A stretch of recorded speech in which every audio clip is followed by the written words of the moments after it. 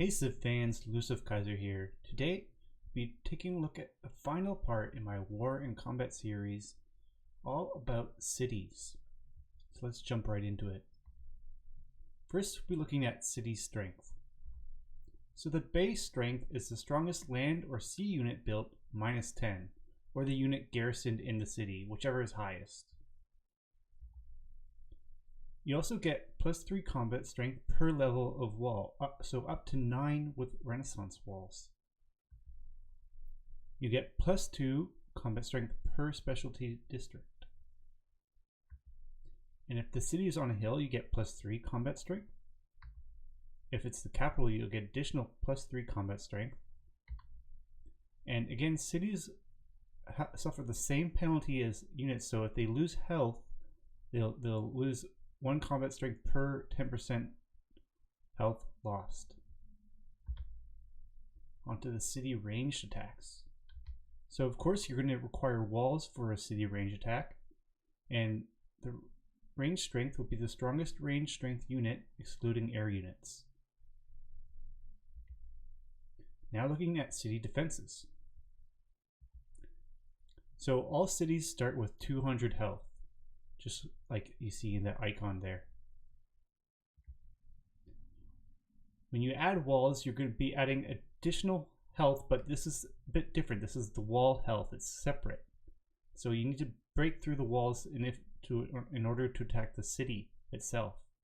So with ancient walls, you'll get 100. With medieval walls, you get 200. With Renaissance walls, you get 300. And with steel/modern defenses, you'll get 400. Cities also have a resistance to different damage types, so they have -85% damage from melee attacks and -50% damage from ranged attacks. Additionally, you can repair your city defenses after 3 turns of it being not attacked. Now a quick look at encampments, which are very similar to cities. So instead of having 200 health, an encampment will have 100 health. It has combat strength similar to the parent city center, excluding any bonuses obtained for the garrison unit in the city. And defenses health points are equal to the city center.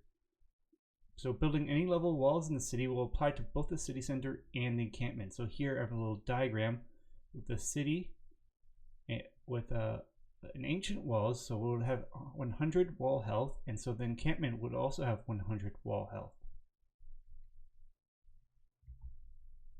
Now to talk about sieging a city.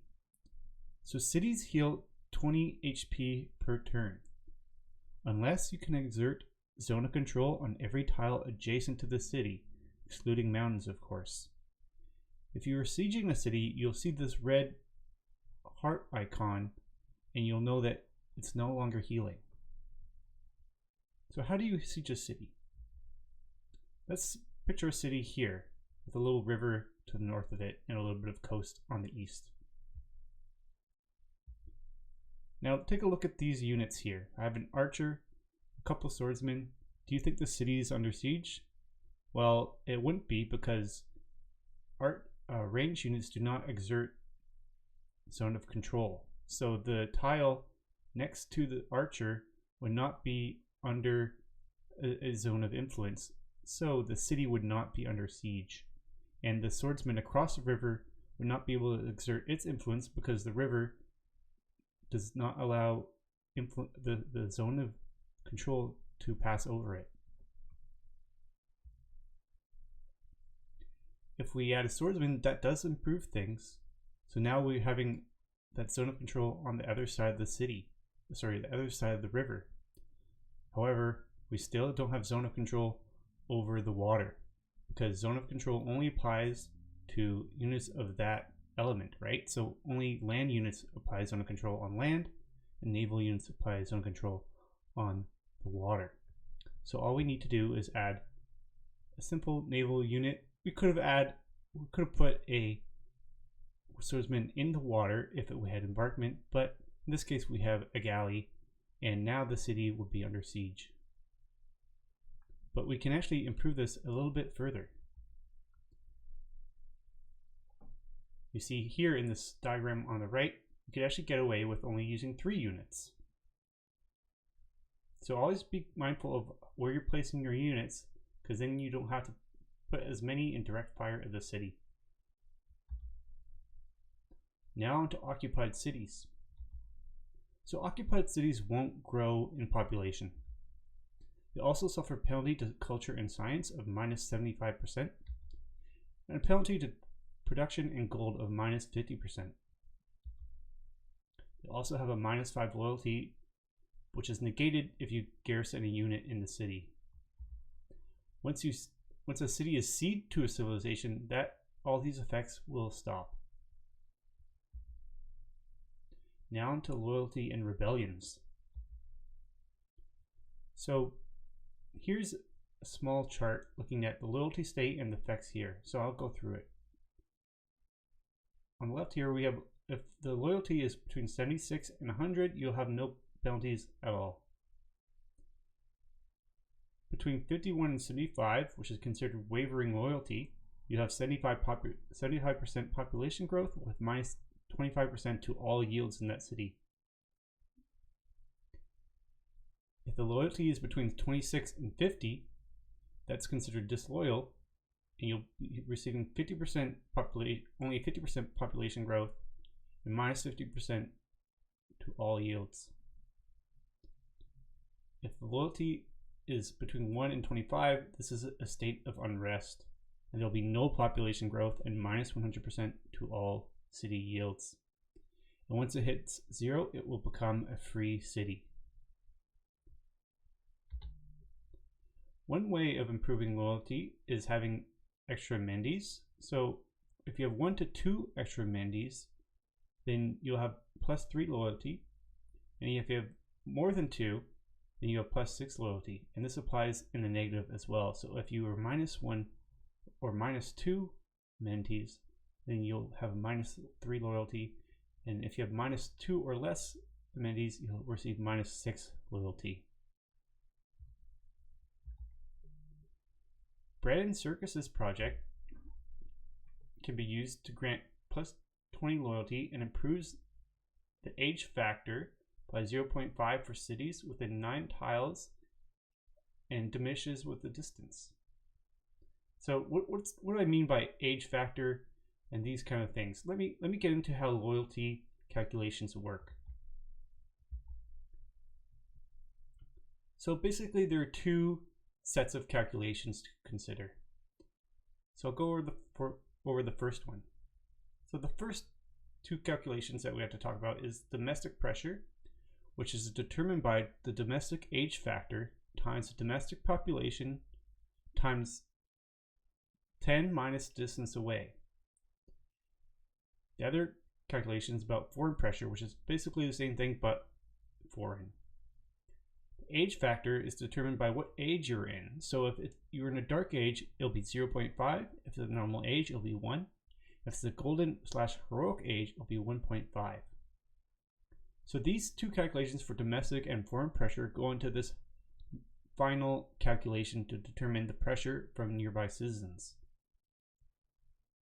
The calculation goes like this. So it's 10 times the domestic pressure minus the foreign pressure divided by the smaller of the 2. So if domestic pressure is lower or foreign pressure is lower, you take whichever one is lowest in that case, and you just add 0.5. This is capped at plus or minus 20. So overall, just looking at these calculations, you can see that loyalty increases with the higher your domestic population and distance from other civilizations. And loyalty decreases with higher foreign population and being closer to other civilizations. So always keep this in mind when you're settling cities or when you're taking cities.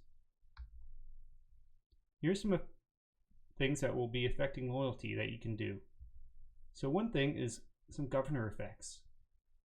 So just placing a governor in a city will give you +8 loyalty. Having the governor victor will give you +4 loyalty if you have the garrison commander. You get +2 loyalty with Amani with prestige. -2 loyalty from enemy Amanis with emissary within 9 tiles.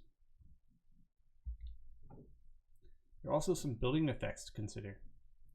If you were to build a monument, you get +1 loyalty. You get +8 loyalty from the government plaza. And -2 loyalty from the audience chamber if you do not have a governor in that city. Here's some more effects. Looking at some policy effects first to start. So you get +2 loyalty with Limitani and garrison a unit. +2 loyalty with Praetorium with a governor. And +1 loyalty to 6 with communication office with governor. And +3 loyalty with colonial offices, and the city is on a different continent from your capital.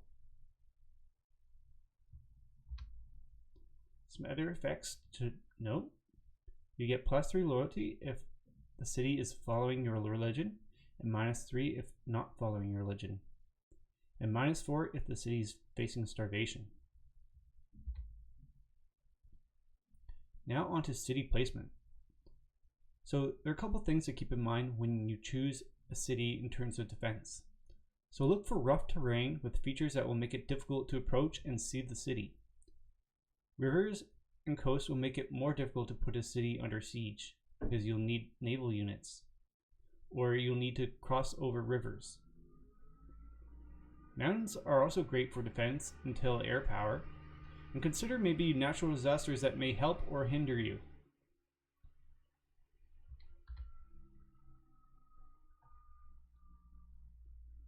Now on to attacking city strategies. So what I like to do is first scout the city and determine the level of defenses and the number of units and the terrain that I'm going to have to deal with.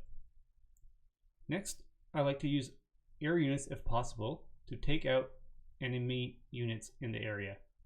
Otherwise, I'll use cavalry or range units to quickly take out those units. And if I have air units, I'll also try to take out the walls as well. Next, I would try to surround the city with melee, anti-cavalry, or cavalry units, basically anything with a good melee attack. And then bring in my siege units to take down the walls. And then I'll take the city with the melee, anti-cavalry, or cavalry unit placed there. Now on to defending cities. So Governor Victor is very good because he only takes 3 turns to establish and has many defensive bonuses. You should always try to build walls if you can. And building units definitely helps for sure, especially ranged, melee, or anti-cavalry because they're rather good on defense. Building encampments definitely helps. I try to place my encampments where the city has an open side, or perhaps where the city cannot reach, or at choke points to take down enemies in large numbers. When trying to defend your city, try to prioritize killing siege weapons, because without siege weapons, they can't take down your walls very easily. Next, I would try to prioritize units causing a siege. So if you're under a siege, make sure to knock out units that will make it harder to be put under siege. Next, I try to target low health units because that just eliminates all the more combat strength that the enemy can bear against you. And then I go after any strong units that are remaining. And that's it for this video. Thank you. Please feel free to like, share, comment, and subscribe.